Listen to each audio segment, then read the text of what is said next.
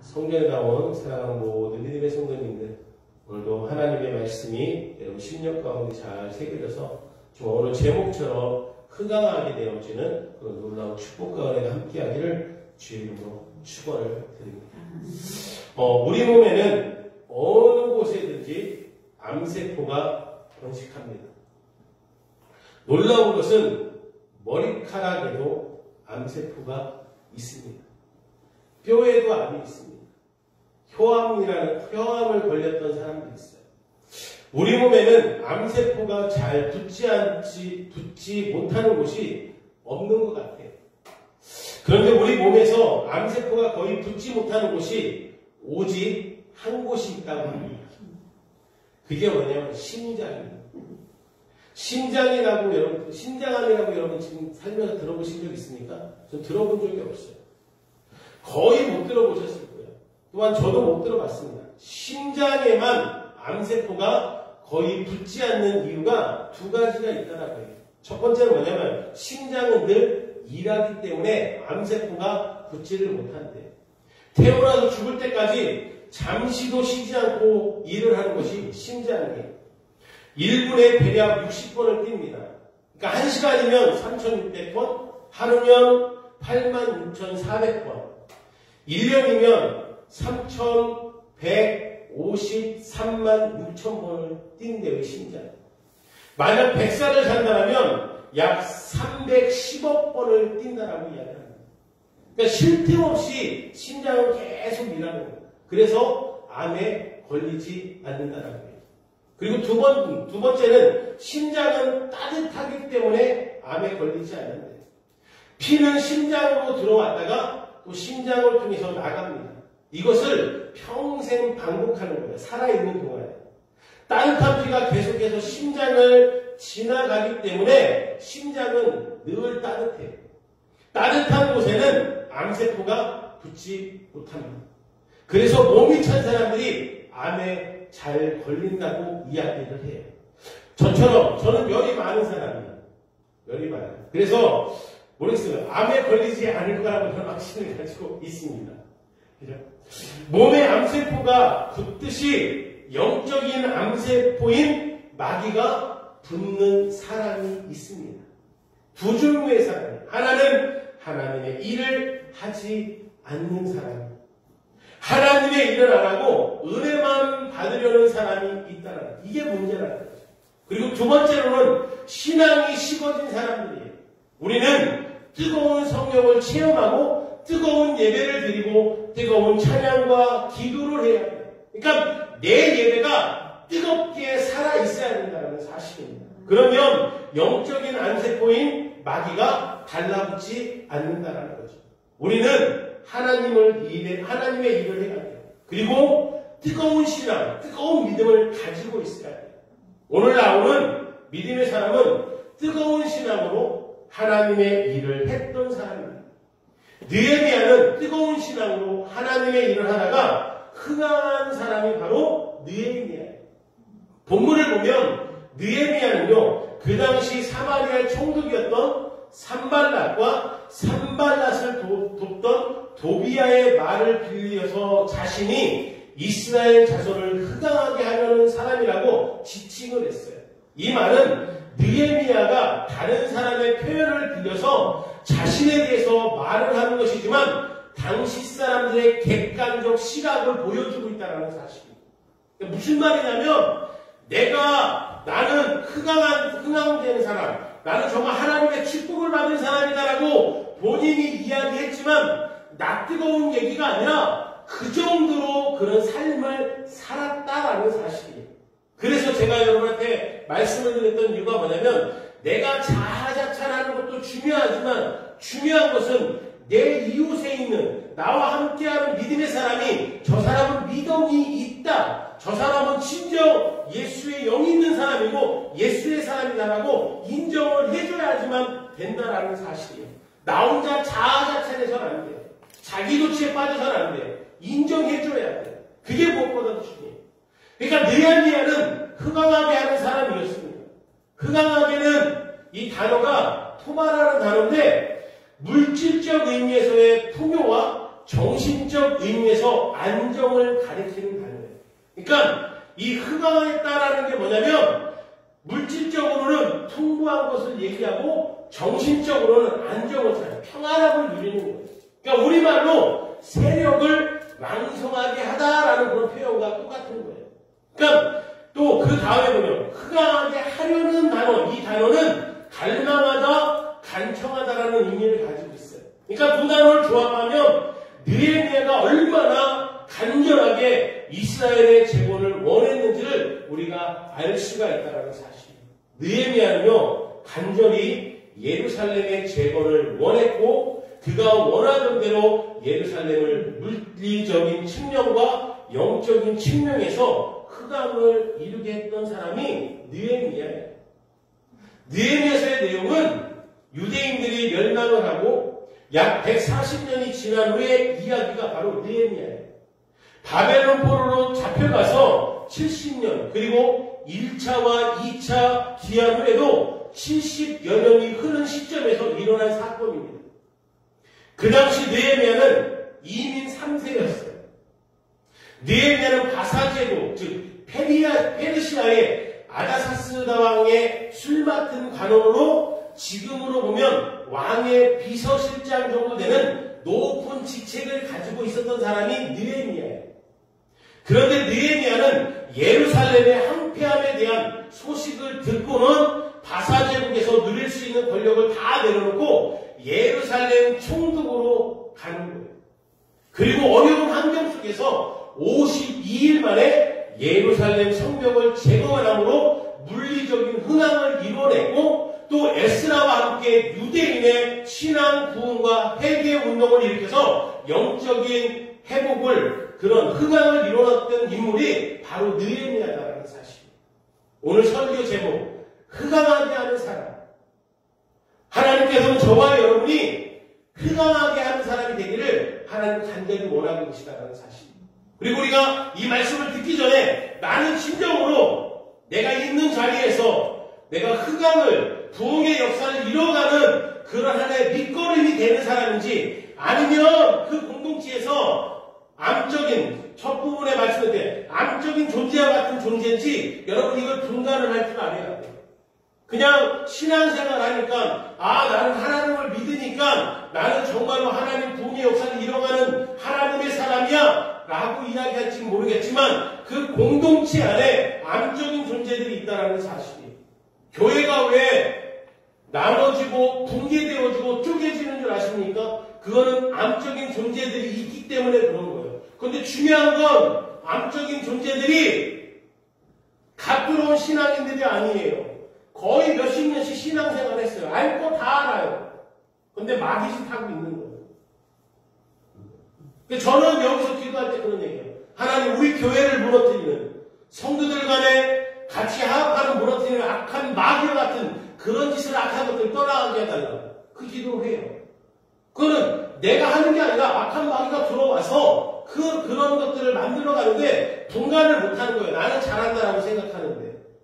여러분 그래서 제가 선포기도를 하는 게 그런 거예요. 우리 하금교회 속한 모든 믿음의 성도들이 악한 마귀에 붙잡히지 않게 하시고 성령에 붙잡혀서 정말로 성령으로 하나 되고 하나의 사랑의 띠를 이뤄갈 수 있는 그런 공동체가 될 수 있도록 그래서 부흥의 역사를 함께 이뤄가며 하나님의 역사를 만들어갈 수 있는 그런 사람 오늘 느헤미야 같은 사람이 되기를 바라기는 우리 하금교회 속한 모든 믿음의 성도들이 되시기를 주의 이름으로 축원을 드립니다. 하나님은 우리가 느헤미야처럼 우리의 가정이 흥황되어지고 생업이 흥황되어지고 민족이 흥황되어지고 교회가 흥황되기를 하나님은 간절히 원하고 계시다는 사실입니다. 사실 하나님은 만사를 흥황하게 하시는 분이 우리 하나님이시다는 사실입니다. 하나님의 임재가 충만하면 영적으로 부흥하고 물질적으로 충만케 하나님께서 채워주세요. 성경에 나오는 이스라엘과 유대의 역사를 보면 하나님을 사랑하는 왕들에게 하나님은 늘 함께 하셨다는 사실. 하나님을 사랑하는 왕들과 하나님이 함께 하시니까 그 왕들이 섬기는 나라는 영적으로 날마다 부흥하며 강성해지는 거예요. 경제적으로도 넘치는 복으로 풍성한 은혜로 하나님이 채워주는 역사로 만들어 가신다는 사실. 사무엘하 5장 10절에 보면 이렇게 말씀해요. 만군의 하나님 여호와께서 함께 계시니 다윗이 점점 강성하여 가니라. 여기 보면 다윗이 점점 강성해질 수 있었던 게 뭐냐면 그 10년 가운데 하나님을 섬기고 있었다는 사실이에요. 여러분, 오늘 새벽에 우리가 새벽 예배를 드리면서 역대상 12장 말씀을 가지고 말씀을 하는데 거기에 보면은 다윗을 따랐던 각 지파의 숫자들이 기록되어져 있어요. 엄청난 숫자예요. 그 전까지는 그들이 어떤 지파에 누구를 따랐어? 사울 왕을 따랐던 사람이에요. 근데 사울 왕이 죽고 이제 다윗을 따르는데 그 사울 왕이 속해 있던 지파가 베냐민 지파잖아요. 근데 그 베냐민 지파 자체도 다윗을 따르는데 포함되어져 있다는 사실이에요. 그러니까 하나님이 함께 계심을 보니까 그들까지도 어떻게 보면 원수가 같은 거잖아요. 그렇죠? 그런데도 자기 것을 내려놓고 따른다는 사실이에요. 다윗은 하나님을 사랑하는 사람이었고 다윗은 하나님을 자신의 힘으로 삼았어요. 하나님을 힘으로 삼은 것만이 아니라 하나님을 정말로 뜨겁게 사랑했던 사람이 바로 다윗이에요. 그래서 하나님은 그의 구원자였고 보호자로 그 다윗을 도와주었다는 사실이에요. 그 결과 다윗은 점점 강성해지는 하나님의 은혜를 누렸다는 사실이에요. 그가 강성했다라는 말은 다윗 자신만 강성했다라는 말이 아니라 다윗을 통치했던 이스라엘이라는 나라가 강성해졌다라는 사실이에요. 그러니까 내가 강성해지면 내 가정이 강성해지는 거예요. 내가 믿음이 모나고 잘못되어졌으면 내 가정도 되어지는 것 같지만 어디선가 모르게 새고 있다라는 사실이에요. 그걸 우리가 깨달아요. 오늘 설교는 느헤미야를 통해서 우리가 흥황하게 하는 사람은 어떻게 살아야 되는지 우리가 한번 살펴보고 은혜를 받고자 합니다. 첫 번째는요, 흥황하게 사는 사람, 하나님의 축복을, 하나님의 사랑을 받는 사람은 아픔에 관심을 갖는 사람이에요. 느헤미야는 140년간 그 누구도 해내지 못한 예루살렘 영적 부흥과 성벽 재건이라는 위대한 일을 해냈던 인물이 느헤미야예요. 그것은 바로 작은 관심에부터 시작이 되어진 거예요. 느헤미야 1장을 보면 느헤미야 아우 하나니와 두어 사람이 유다에서 수상궁에 일러 느헤미야를 찾아왔어요. 그리고 느헤미야가 유다와 예루살렘 사람들의 형편을 이 동생과 그 사람들한테 물어봅니다. 그래서 느헤미야 마음속에는 한 번도 가보지 못했지만 조국 유다에 대한 그리움과 영적인 고향인 예루살렘에 대한 관심을 가지고 있었다는 사실. 그래서 그는 유다를 다녀온 동생 하나니에게 고국 소식을 물어봅니다. 이 작은 관심에서 예루살렘의 부흥의 역사가 시작되어지는 거예요. 관심은 마음을 가지고 보는 거예요. 마음이 가는 곳에 눈이 가게 되어져 있고요. 마음이 가는 곳에 몸이 가게끔 되어져 있습니다. 느헤미야는 예루살렘에 관심을 갖다가 예루살렘을 사모하게 되었다. 그 사모함 때문에 그는 예루살렘을 여기서 얼마든지 자기가 누릴 수 있는 것을 누릴 수 있는데, 그죠? 얼마든지 고위 관료이기 때문에 누릴 수 있는 거 얼마든지 편하게 살 수 있는데 그것들을 다 내려놓고 예루살렘으로 가는 거예요. 그리고 결국은 예루살렘의 부흥을 일으키는 역사를 만들어낸다는 거예요. 사랑은요, 관심입니다. 제가 보니 사람마다 교회를 향한 관심이 다 달라요. 다 똑같지가 않아요. 크기는 다르지만 방향도 달라요. 영적인 부분, 교회의 시설, 청결 상태, 식사, 목회자의 목회, 다음 세대, 찬양단, 전도, 선교, 사랑, 사람마다 관심이 있는 분야가 다 다르다라는 사실. 그 방향도 다르고. 근데 저는 딱 결정을 하나 지는 게 있어요. 선교를 하든 뭘 하든 먼저 시작되는 건요, 복음이에요. 복음이다. 어제 다니엘하고 저하고 집사를 사모하고 세 사람이 방에 앉아가지고 다니엘 앞에 대한 비전에 대해서 얘기를 나눴어요. 선교를 가야 되는 건 아는데 비즈니스 선교를 하려고 생각을 전 마음을 갖고 있어요. 근데 중요한 건 뭐냐? 비즈니스 선교 중요해요. 그것도. 근데 중요한 건 뭐냐면 교회가 중심이 되어지지 않으면요, 그건 아무 역사가 나타나지 않아요. 아무 역사가 나타나요. 그러니까 저는 선교사님들이 선교하고 가가지고 뭐 노숙자를 하고 뭐를 해좀 막 하는데 저는 지론이 자체가 하나 있어요. 그분이 교회를 그 지역에서 내가 목회를 하면서 현지인 교회가 됐던 그 한국 목회자들, 교인들 교회가 됐던 먼저 그 기점이 있어야 돼요. 그게 없으면 복음을 안만 가서 전해도요, 그건 거기서뿐이 끝나버리지 그 사람들을 양육해주고 키울 수 있는 방법 자체가 없어요. 저는 그래서 교회가 소망이라고 생각하는 거고 교회를 통해서 구원의 역사가 나타난다는 거예요. 암만 여러분 우리가 잘 아는 것 같이 제가 아는 목사님들도요, 서울역에 가보면 찬양하면서 복음 전하는 사람들이 있어요. 복음 전하시는 목사님들이 있어요. 근데 그분들하고 방송선언도 같이 해보고 이렇게 해봤는데 그분이 암만 그렇게 해도요, 그 순간 그냥 밥 먹고 뭐 순간 몇 푼 얻고 그런 것까지는 좋겠지만 그 순간 찬양하고 막 이렇게 할 수는 있겠지만 그것이 지속이 안 되는 거예요. 뭐가 안 되니까? 교회까지 이끌지는 못하는 거예요. 그래서 저는 중심이 뭐라고 생각하면 교회야. 우리 강의하는데도 어쨌든 교회가 중심이기 때문에 목회자가 돼서 교회에 중심을 놓고 네가 그 외적인 사역들을 노숙자를 사역을 하던 뭐를 사역을 하던 뭐 비즈니스 사역을 하던 마음대로 할 수가 있다는 거지. 그게 명쾌하게 되어져야 한다는 사실. 저는 교회 왜 이 말씀을 드리냐? 방향이 다 틀려요. 각자 교회를 생각하는 것들 모든 것들이 다 틀리는데 여러분 믿는 자들은 딱 한 방향이에요. 하나님의 나라와 의를 이루는 거예요. 하나님의 구원의 역사를 이루는 거고 예수님의 제자를 만드는 거고 하나님의 사람을 만드는 것이 목회자도 그렇고 성도들도 그렇고 그것이 기본 사명이에요. 이게 흐트러지면 안 된다는 사실이에요. 여러분 교회는요 주님의 몸이고 성도는 몸의 지체라고 성경은 말씀해 놓고 있어요. 그러니까 지체는 각각 기능이 있고 그 기능과 관련된 사명이 있는 거예요. 그래서 보는 것이 다르고 마음 가는 것이 달라요. 그래서 중요한 건 뭐냐면 나에게 맡겨진 것이 내가 그것을 가지고 내가 무엇을 기득권을 얻고 그렇게 하는 게 아니라 섬기는 거예요. 섬겨주는 거예요. 한 공동체를. 우리 하금교회라는 공동체가 있으면 이 공동체가 담임 목사가 가지고 있는 목회 방침과 함께 성도들이 한 마음이 뜻이 되어가지고 전진해 나가는 거예요.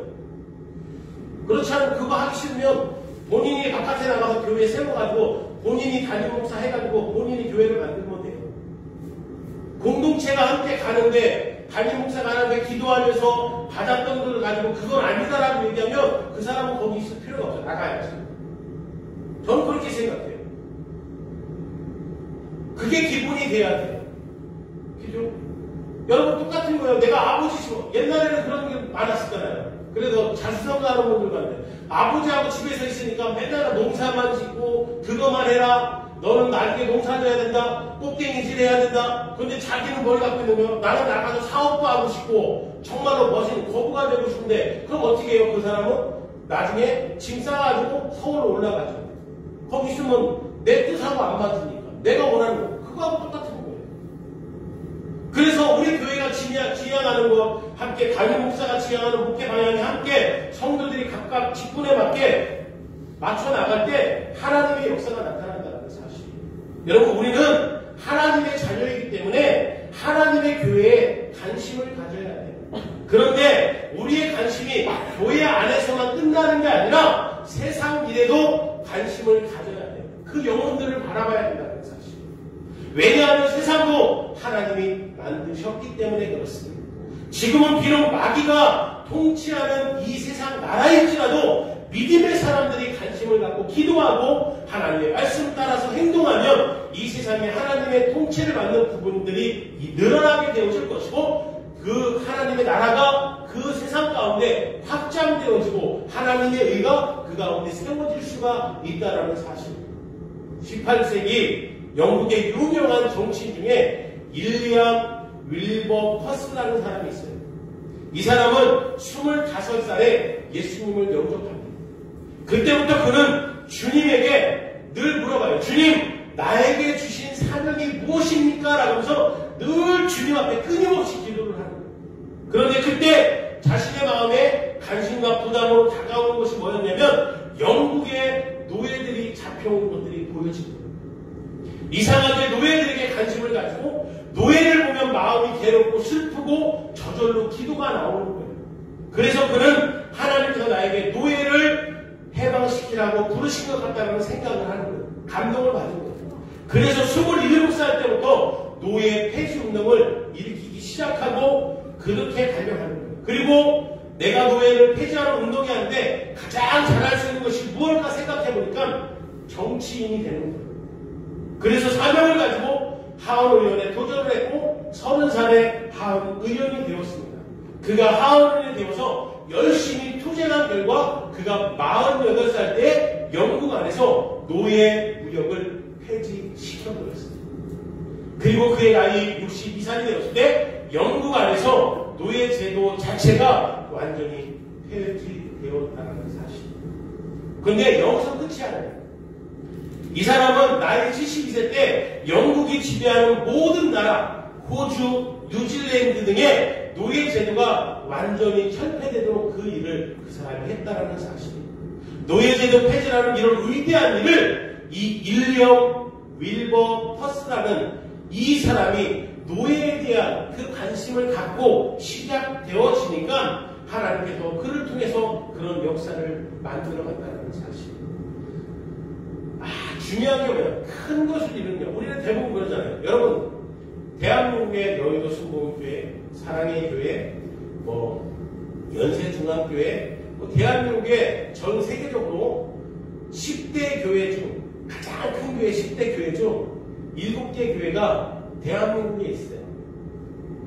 근데 그 교회가 맨 처음부터 그렇게 커졌나요? 아니요. 작은 것부터 시작이 되어진 거예요. 그 다음에 거기서부터 시작이 되어져가지고 크게 이루어진 거예요. 그러니까 우리의 관심이 작은 일에서부터 시작이 되어져야 된다는 사실이에요.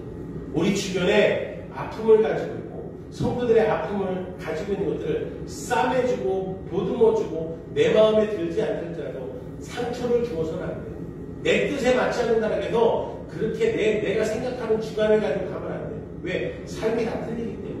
그럼 그들에게 다가가는 거예요. 중요한 건 여러분, 아픔을 가지고 그 주변의 아픔을 관심을 가지는 자가 하나님의 놀라운 축복과 은혜를 받음을 여러분 깨달으시길 바랍니다. 두 번째는요, 아픔을 가지고 기도하는 사람입니다. 느헤미야는 고국의 그 소식 자체를 자세히 듣고 그리고 그가 한 행동이 뭐냐면 느헤미야 1장 4절에 보면 이렇게 말씀해요. 내가 이 말을 듣고 앉아서 울고 수일 동안 슬퍼하며 하늘에 하나님 앞에 금식하며 기도하여 라고 말씀하고 있습니다. 그러니까 느헤미야는 고국 소식을 듣고 마음이 아팠어요. 그리고 느헤미야는 아픈 마음을 가지고 어떻게 해요? 하나님 앞에 기도했다라는 사실입니다. 하나님은 느헤미야의 기도를 들으시고 기도하는 느헤미야를 흑암하게 하는 역사를 그들을 사용해 주셨다는 사실, 느헤미야를 통해서. 느헤미야의 기도가 어떤 기도였냐면 첫 번째는요, 눈물의 기도였다는 거예요.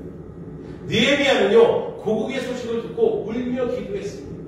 하나님은 우리의 눈물을 기억하시는 분이에요. 여러분, 우리가 잘 아는 히스기야 왕이 병들어 죽게 됐어요.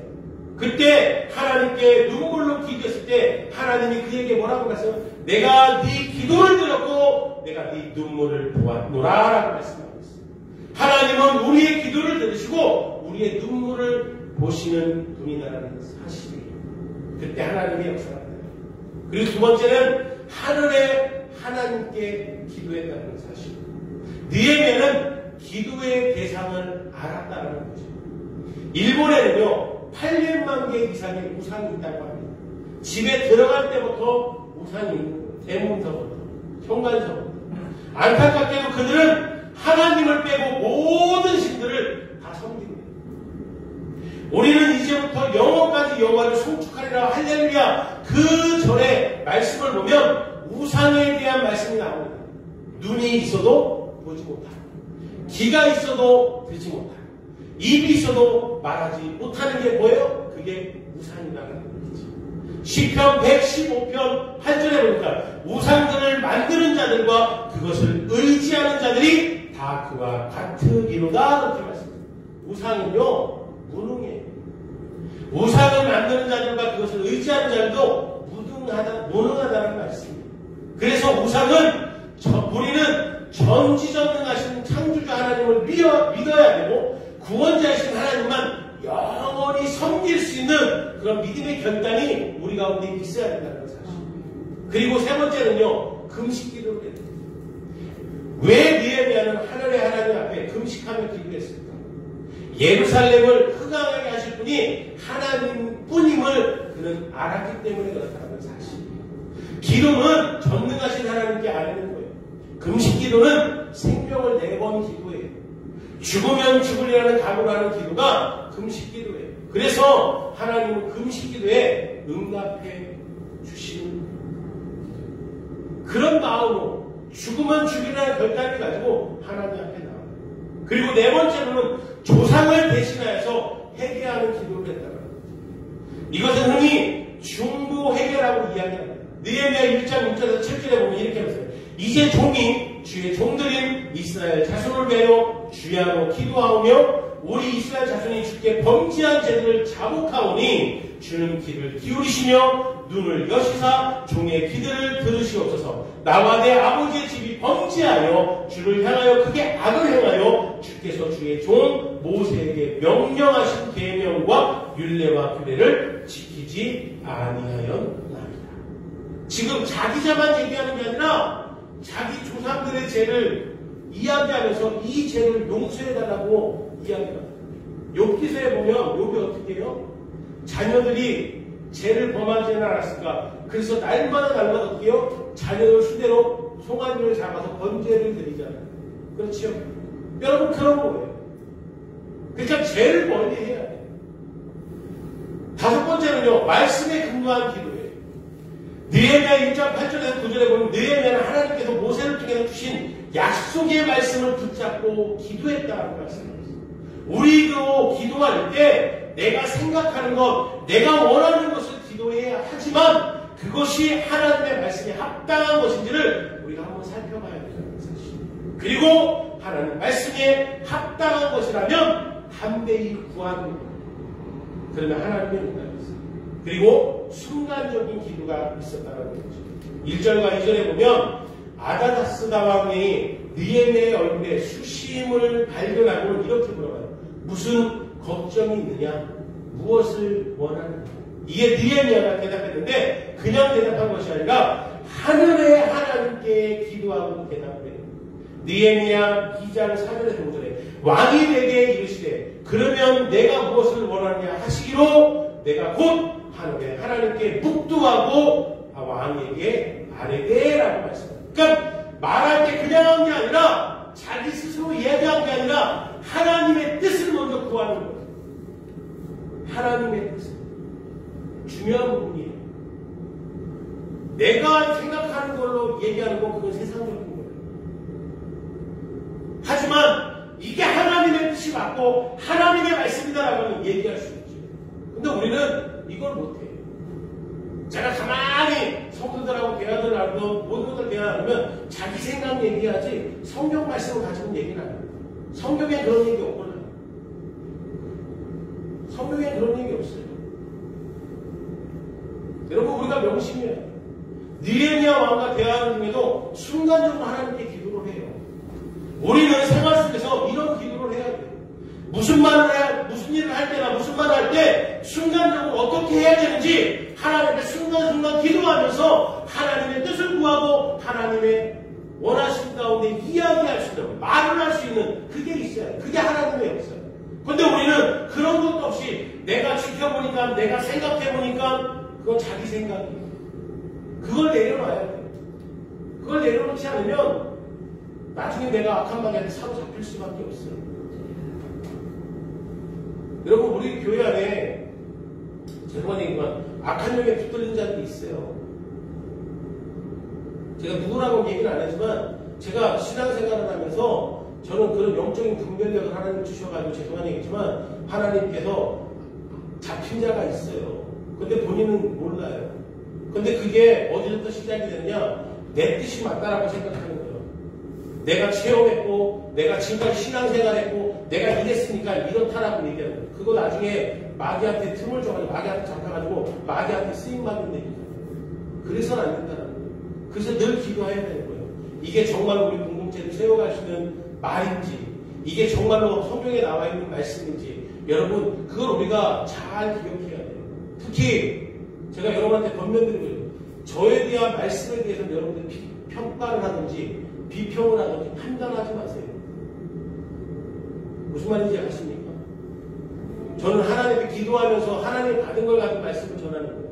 만약에 제가 잘못된 이단과 같이 전한다라고 생각한다라고 하면 그거에 대해서는 얼마든지 제가 수긍을 할 수 있지만 내가 예수님이 뭐 하나님의 아들이다, 그건 잘못했다라고 얘기하는 건 얼마든지 같지만 하나님의 말씀을 가지고 얘기하는 것에 대해서 이건 이렇고 저렇고 그런 얘기는 절대 하면 안 돼요. 그거는 악한 마귀하고 똑같은 짓이에요. 여러분 그거 명심하셔야 돼요. 왜요? 저는 그거 놓고 일주일 동안 기도하고 날마다 기도해요. 어떻게 하면 우리 성도들에게 풍성한 은혜를 전하고 바른 믿음을 주고 구원의 믿음을 얻을 수 있고 마지막 때가 가까워왔는데 정말로 이 신앙 가지면 안 되지 않습니까? 하나님 변화를 받아서 정말 백보자 심판대 딱 섰을 때 너는 천국이야, 그 소리를 들어야 되지 않겠습니까? 그걸 놓고 끊임없이 기도하며 말씀을 연구하고 정말로 그 말씀이 내가 그 순간 예배를 드릴 때는 내 가슴에 꼬챙이를 찌르는가 하는 그런 말씀일지 모르겠지만 오늘 장로님 제 기도 모습은 그 말씀이 내 골수를 쪼개고 그 말씀이 나를 구원시킬 수 있는 말씀이다라고 한다면 그것을 달게 받을 수 있는 그거 은혜가 그런 게 있어야 돼요. 그런데 왜 그 말씀을 못 받는 거야? 내 심령 안에 지금 뭐가 자리 잡고 있습니다. 악한 영이 잡고 있으니까 그 말씀을 버겁게 하는 거예요. 저는 그거 체험했어요. 옛날에 춘천에서 있을 때 성령 집회를 하는데 제가 그 당시 중고등부 담당이었는데 중고등부회가 방으로는 기도하고 막 기도하면 그 안에 들어오지를 못하는 거예요. 그 전에는 들어왔었어요. 열심히 같이 기도했었어요. 근데 어느 순간 도망가는 거예요, 바깥으로. 나중에 보니까 기도하고 열심히 보니까 얘가 지금 마귀한테 붙잡혀 있는 거예요.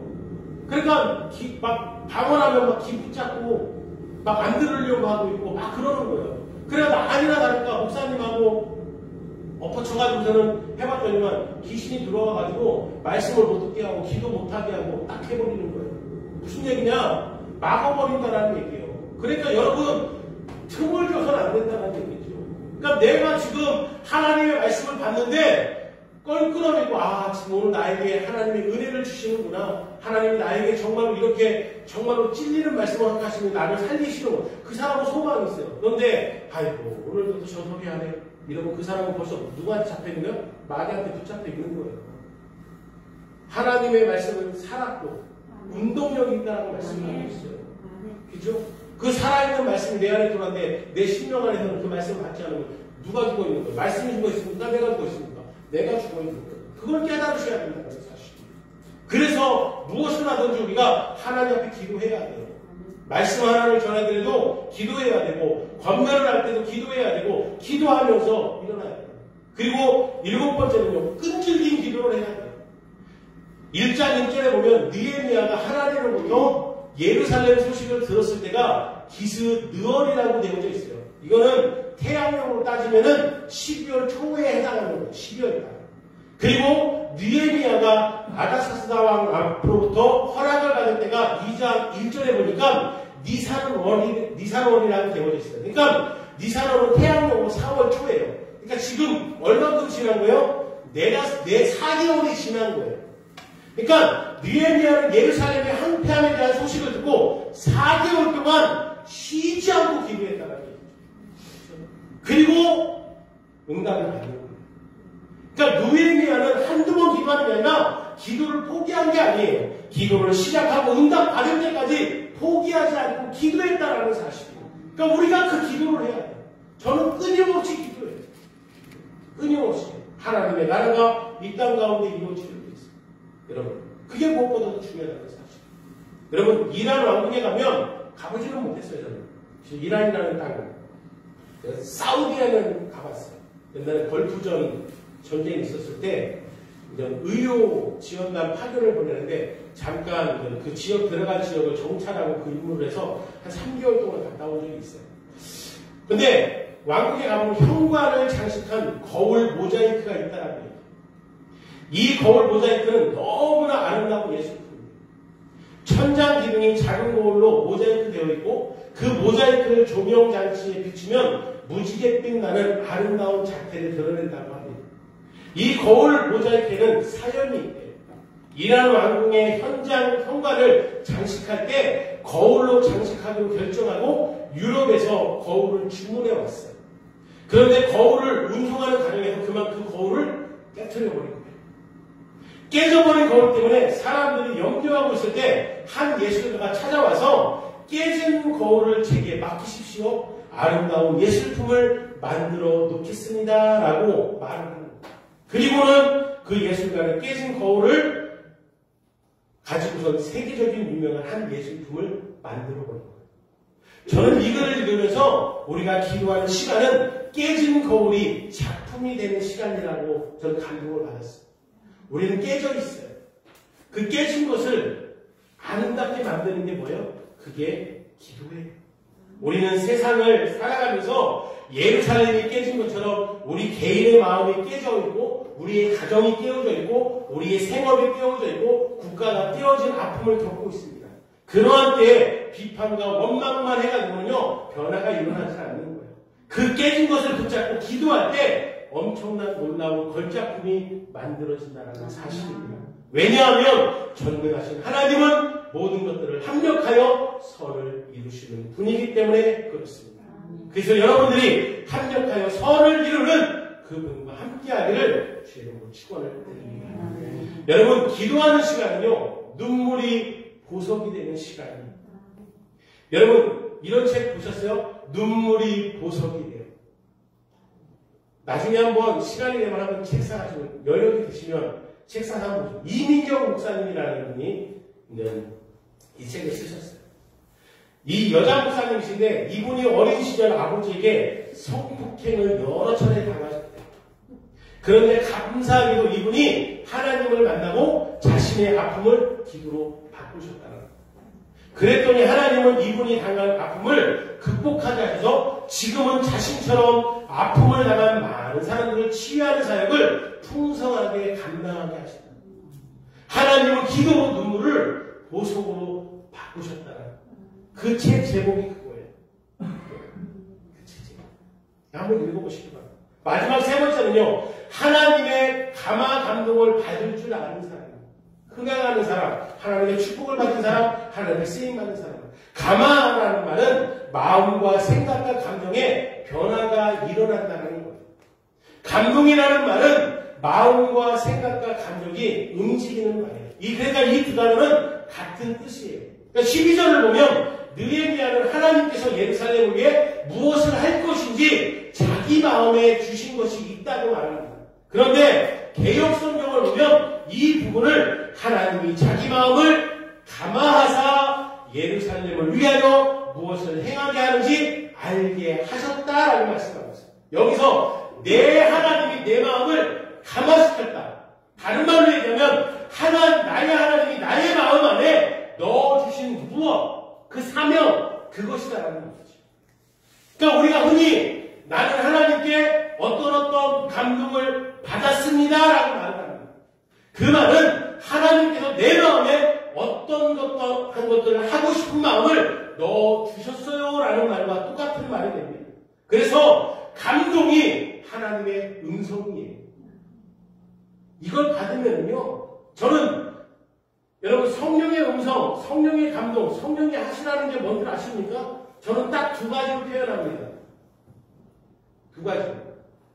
저는 하나님 앞에 기도하면서 그렇게 음성을 들었습니다.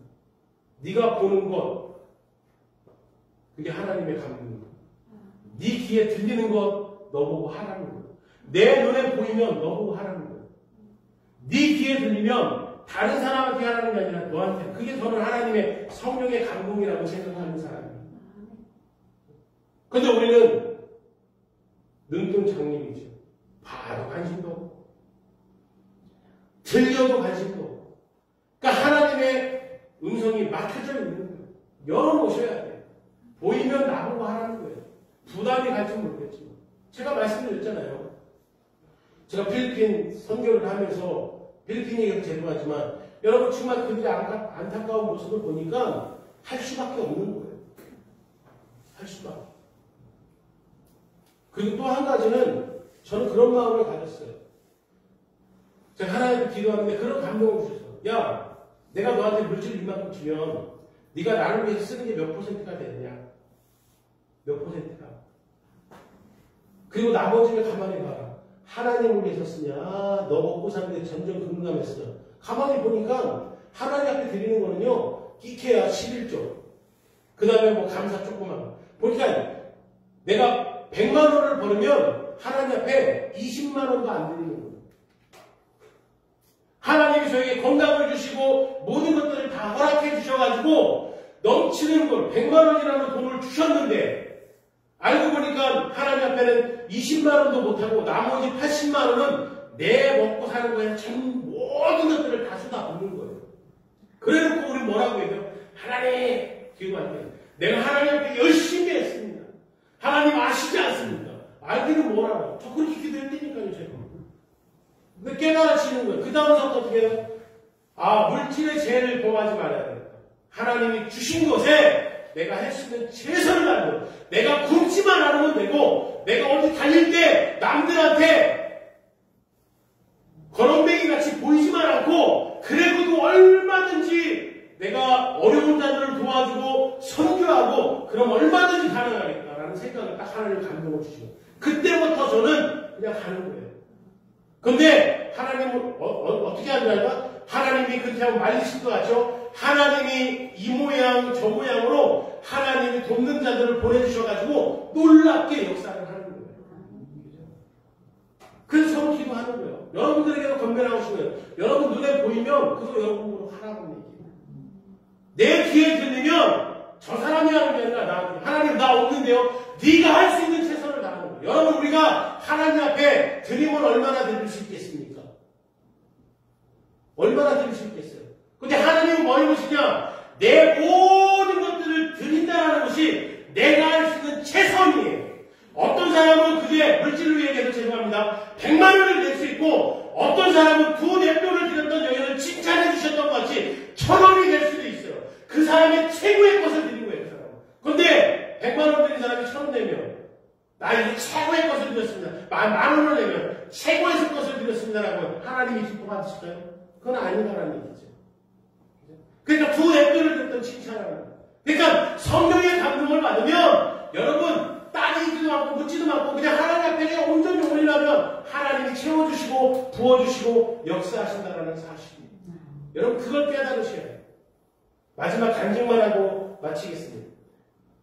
제가 맨 처음에 설교 공부를 했던 교회가 있습니다. 대전에 가면 세민교회라고 유재희 목사님이라는 분이 있어요.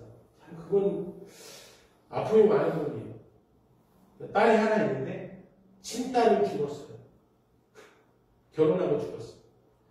근데 또 한 녀석은 있는데 입양을 했어요. 근데 그 녀석이 있는 거예요. 자기 피부치는 없는 거예요. 그러니까 아픔이 있어요. 그냥 사모님도 옛날에 사고 내가지고 많은 겪었는데 정말 그 목회하는 그분을 보면은 참 파란만장하더라고요. 목회하시는 대단하시고. 근데 한편은 어떤 있어요. 목회도 안 되니까 그분이 설교 공부를 기도원에 가서 있긴 그러는데 딱 들려오는 게 뭐냐면 설교학교가 개설이 된다고 해요. 1년에 1000만 원 되는 거예요. 근데 그게 딱 들려와서 그거에 해야 되겠다 해가지고 그 공부를 해가지고 다시 회복이 되셨는데 그분이 그런 간증을 하시더라고요. 공부할 때.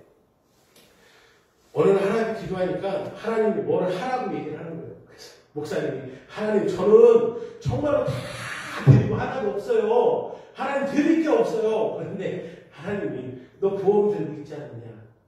응? 네 보험 들고 있지 않느냐? 생명보험. 응? 그거를 들려주시는 거예요. 그걸 얘기하시는 거예요. 그런데 막 계속 껄껄거리고 이걸 어떻게 할까? 그래서 이제 사모님하고 얘기했는데 이게 답이 없으니까 근데 어떻게 하면 하나님이 달라고 하니까 어떻게 해야 시간이 죽었습니다. 그래서 그냥 은행에 가가지고 그거 한 달만 더 참으면 1억이 될 수 있는데 1억을 받을 수 있는데 1억을 받을 수 있는데 아이고 그 직원이 그러는 거예요. 뭐 이렇게 다 한 달만 꼭 참으면 1억을 받을 수 있는데 참으시죠. 그랬더니 아 지금 예약해달라고. 엄청난 손해를 보는 거잖아요. 그렇죠? 근데 나중에 그걸 딱 들고 와서 정말 강단에 딱 올려놓고 근데 나중에 시간이 지났는데 근데 그분이 이제 검진을 받으러 가는 거예요. 병원에. 검진을 받으러 가는데 그런 얘기를 하고 계셨네요. 혹시 암 그거 걸렸다는 얘기 못 들었냐고.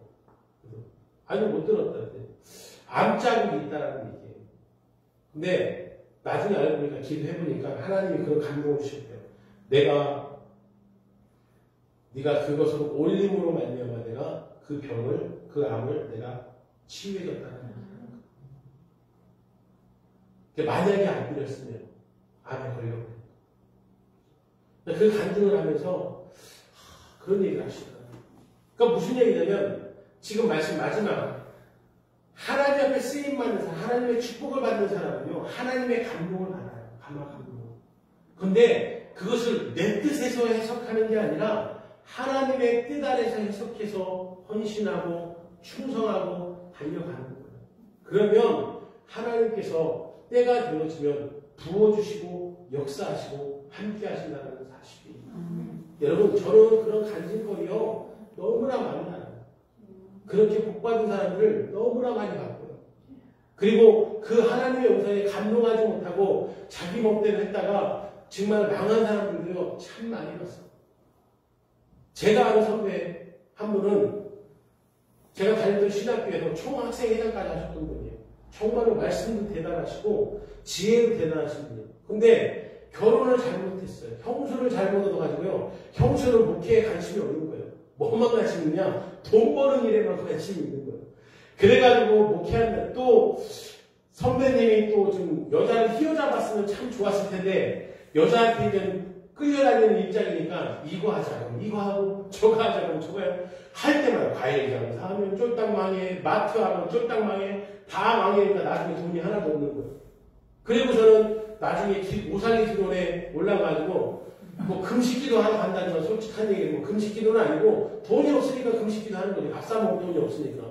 근데 중요한 건 애들까지 금식을 시켜버리는 거예요. 어쩔 수 없이.